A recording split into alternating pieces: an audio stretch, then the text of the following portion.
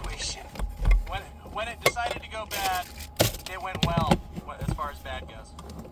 199 lives. I think we're wrapping it up, bro. Just used a couple. At the young age of 23, Travis Pastrana has established himself as one of the greatest action sports athletes of all time, and the Evel Knievel of a new generation. How did he become who he is? This is his story. To understand Travis and who he is and the kind of person he is, you have to understand who his family is, and mainly the Pastrana side of his family, because they are nuts. My dad's an ex-Marine. He still thinks he's in the military. 25 seconds right now. RPMs have dropped to 135, 133, 131. This thing is over. It is over. It is done. In 30 seconds, he is done. You are the biggest winner I ever met in my whole life. You wouldn't make a ball or a Marine hand, boy. You got no will. You got no drive. All you got is quit. It's over. I'm supposed to have any self-esteem around here. What I got was a big smile, and I was instantly excited. I haven't stopped smiling since. Travis has just been, without doubt, the greatest thing that's ever happened to me. And not because Travis is that kid you see on TV, but because Travis is that same kid who I watched grow as an infant, as a toddler, as just this wonderful little kid that just can't give you enough. He's so focused on making everyone around him happy, and in doing something, just make parenthood just something that I'm so glad I didn't know. The relationship with Robert and Travis, I think, is Robert was a great dad when Travis was really young. You know, with Travis watching Robert be a wild man, you know, I've been there, I've seen Robert do some crazy stuff, and that's like a hero, you know. I know how much I look up to my dad, and he wasn't near as crazy as Robert. I'm gonna take one for your core. Super fly. You know, it's really funny as a kid, you know, everyone thinks their father's the craziest or their father's the toughest. My dad really is.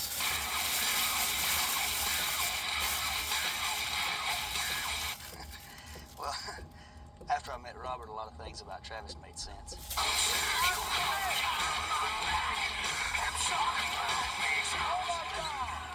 Robert, yeah, he can be gruff. Come on, Charlie, get it on. He is so tender. I mean, every morning he'll bring me a donut.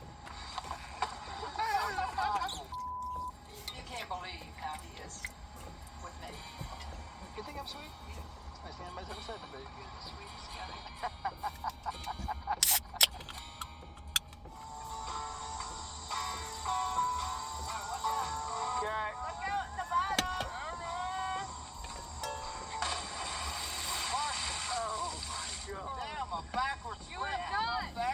I'm serious, a 9. Yeah. I'll get my 9 on that. My dad will not back down from something that he says he's going to do, even if once he gets there, he knows it's not going to go well at all. If something is doable, do it. Why not? Do it. The consequences be damned. Just go. It's got to be worth it.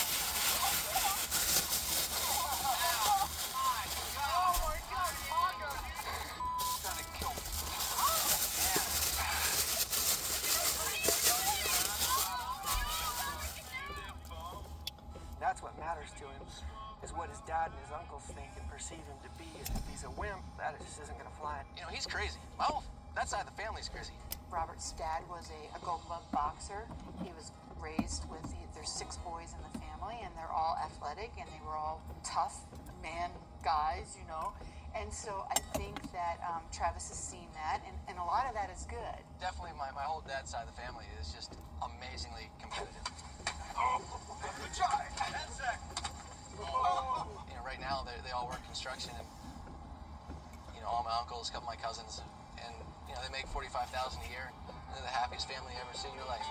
He cracks so he can smile at his foot pressed to the floor. Flying down country roads, he's been down before. One of just 3 men that the sheriff cannot catch, and he's traveling 90 miles an hour down the Golden Stretch.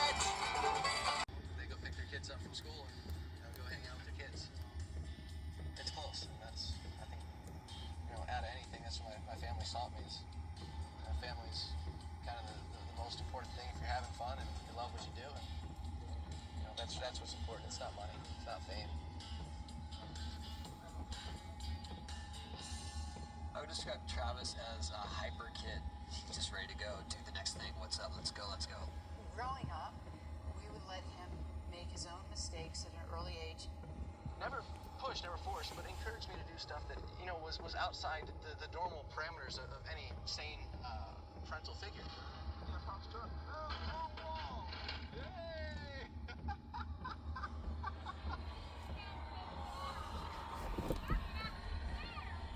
Travis, what happened to that wall? Who did? Was that a good job or a bad job? Travis has a real strong sense of who he is, and I think that's because we let him make mistakes. We let him fall, but we were always there to support him, to pick him up. Travis grew up here, right next door. So I saw Travis every single day. I am really, really close to Travis, so therefore, nobody can say This was never defeated. Travis grew up strict regimen on riding. The family totally dedicated. All of a sudden, he's got people tearing at him to do something. And obviously, he stands out even more than he did on the racetrack, and that's a big statement. So we got used to it. Travis always followed his heart. It was something that called to Travis, and he couldn't resist. Little slick. Oops. I did it. I dislocated my shoulder, tore the rotator cuff. Still told Roger, I'm going to win, I guarantee it, so relax. And he delivered. And Roger became a big fan.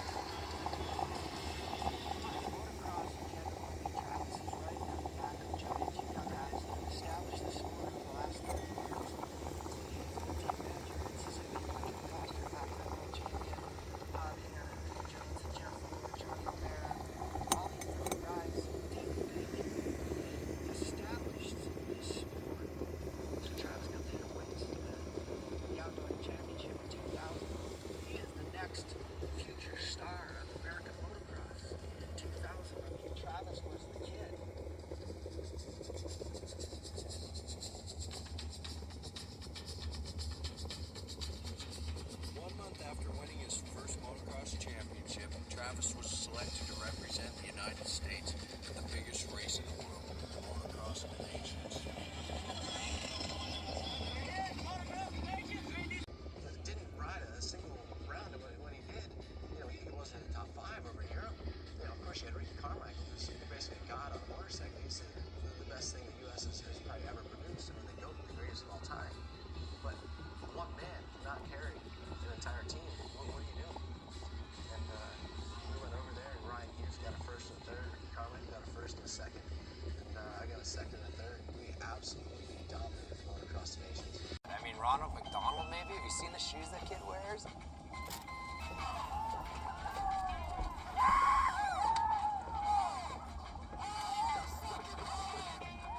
I'm a little bit of a dork that just kind of rides a motorcycle. He shows up with dirty DC shoes, tube socks that have blood stains, shorts, and this is no bull. Red Bull had to go buy him jeans in LA. He showed up in shorts, cargo shorts, and a t-shirt, and a ball cap to do Jay Leno. Travis, Yeah, I mean, Travis is not your typical rock star. He doesn't care. He's a dork. He knows he's a dork. you get to sit next to Ashley. There you go. Actually, I'm Travis. Whenever he gets excited about something, he just can't help himself. He just has to throw that sucker up there, and you'll see it popping up pretty much anywhere he goes. He can't get rid of it. So I watch you try to pick up girls. People Travis has got no game at all. Are you a single guy? Yeah, I'm single. Are you? Have you ever seen him before? No. So that works out. I could definitely imagine what's going on in Travis's head when he's making out with a girl. Like, oh man, this is great. This is super. Gosh darn it, man. I'd like to thank my sponsors on this one. I was never king of the cool guy bros, you know, when I was growing up, but I still thought Travis was a dork when I'd see him in the pits. I'd be like, how can this kid possibly go fast? In 2001, Travis followed up his outdoor motocross title with a 125 Supercross Championship. Pastrana trying to become the youngest rider ever to win the series. Trying to do that today in Pontiac.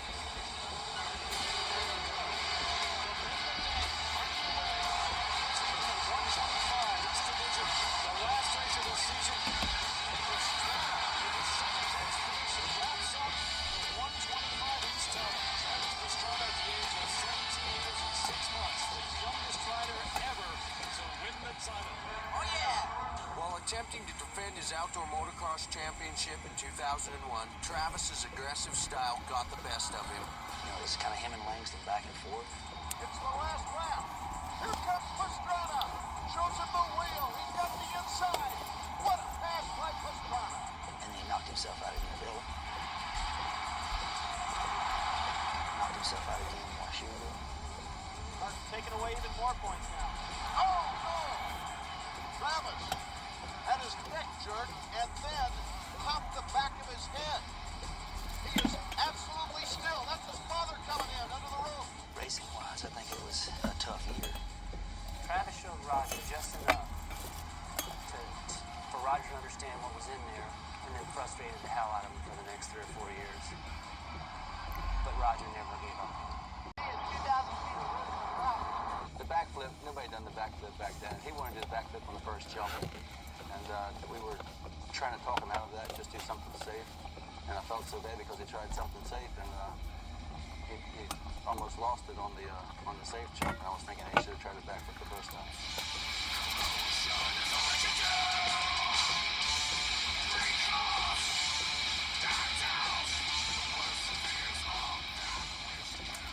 He's more like this crazy fictional character that actually exists. As much as he was hurting himself a lot of the times at freestyle, the training schedule wasn't to hit the foam pit all day long, you know, for 2 weeks prior to X Games, and still go out and compete and not have any injuries from trying all his new tricks. Whereas with racing, in order to be in the shape he needed to be in to compete, he'd have to spend, you know, the whole season prior to the race season training every single day on a track. And if he messed up once or got hurt, that was, you know, 2 weeks to a month of training down the tube, and he'd have to start all over again. He is focused, but he just tries to do too much. He's focused on his training. He works hard. He rides hard. Again, it comes back to him. What is his priority? It's having fun. And I spent probably 8 months of my life just focused. I got a trainer, Todd Jacobs, an amazing guy. We did a really easy deal. Back lived at his house for a long time. Got there in the evening, came down the next morning, and there's Travis. When everybody else was sleeping in between practice, Travis was out doing freestyle, and it just wasn't enough time to recruit